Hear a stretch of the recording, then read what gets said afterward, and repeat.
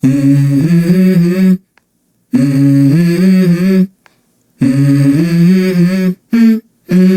go. I wake up to a little bit of drool on my pillow, feel like it's gonna be a bad day.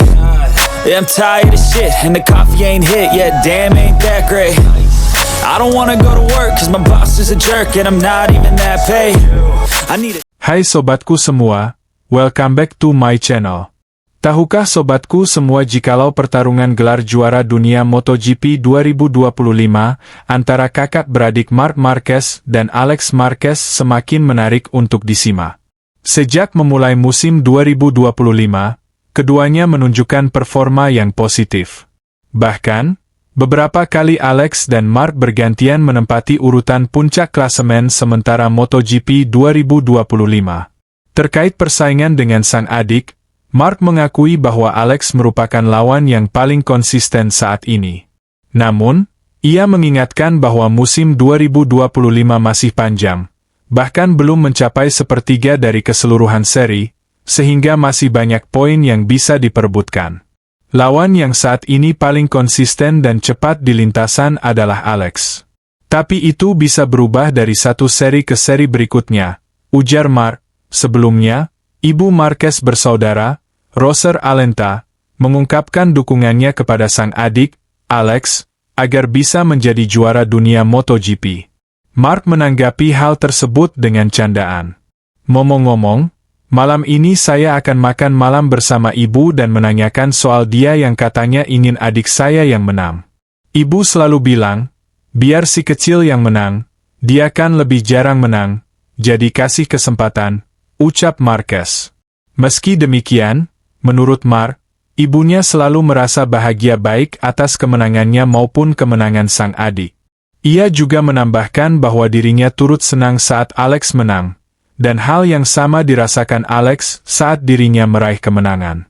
Tapi ibu sama bahagianya atas kemenangan saya maupun Alex. Seperti halnya saya ikut senang ketika Alex menang, dan begitu juga sebaliknya.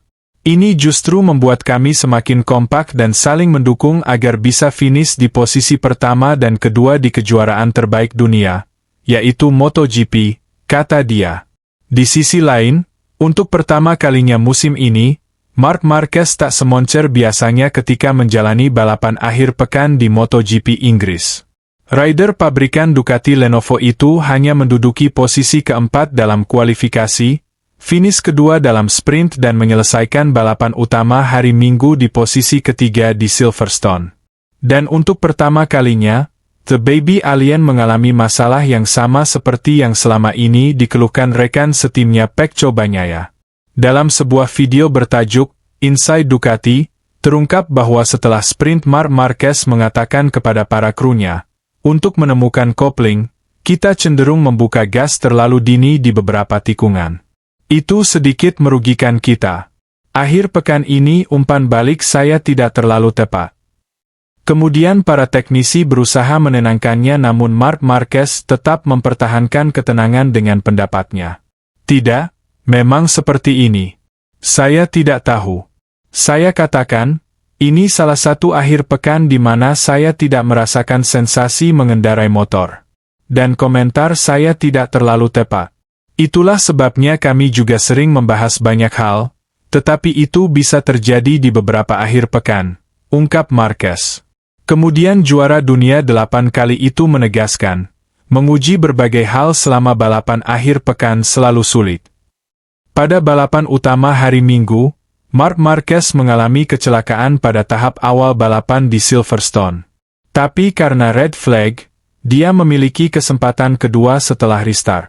Saya melaju terlalu kencang dan akhirnya crash, ungkap rider berusia 32 tahun itu di dalam garasi sebelum memulai balapan lagi.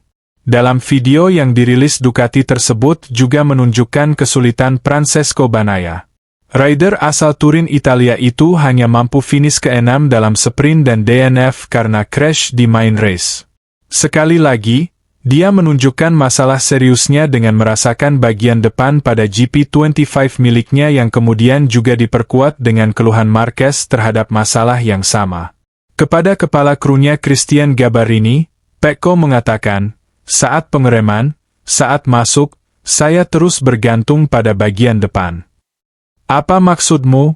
Tanya Gabarini. Banaya menjawab, saya mengerem, saya masuk tikungan tapi saya tidak percaya diri. Usai balapan, Gigi Dalina menegaskan bahwa setiap orang di dalam tim harus ikut bertanggung jawab dan berperan aktif dalam membantu Pecco Banaya kembali ke performa terbaiknya. Sementara itu, tim Aprilia Racing mulai mencari pengganti Jorge Martin untuk MotoGP 2026. Kabarnya, mereka membidik rider Moto2 asal Inggris. Sosok rider itu adalah Jack Dixon.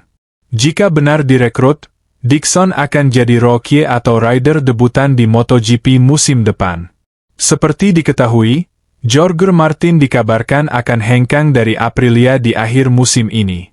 Rider berjuluk Martinator itu dilaporkan telah mengaktifkan klausul khusus pada kontraknya, meski masih terikat hingga 2026. Situasi Martin pun telah menciptakan banyak pergerakan pada situasi pasar rider MotoGP.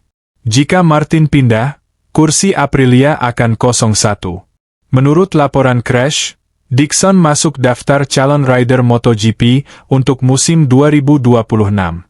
Nah, Aprilia kabarnya menjadikan rider asal Inggris itu sebagai salah satu kandidat untuk menggantikan Martin. Walau dilaporkan menjadi salah satu kandidat Aprilia, jalan Dixon cukup rumit. Pasalnya, kepindahannya sangat bergantung pada kondisi lain. Mengingat, kepergian Martin bakal menimbulkan efek domino. Sementara itu, Enea Bastianini juga dilaporkan masuk radar Aprilia. Rider KTM Tech3 itu dirasa akan menjadi sosok yang tepat. Terlebih, dia saat ini masih belum mampu beradaptasi dengan baik pada motor KTM. Dixon pun bisa menjadi alternatif bagi Aprilia jika tidak bisa menggaet Bastianini.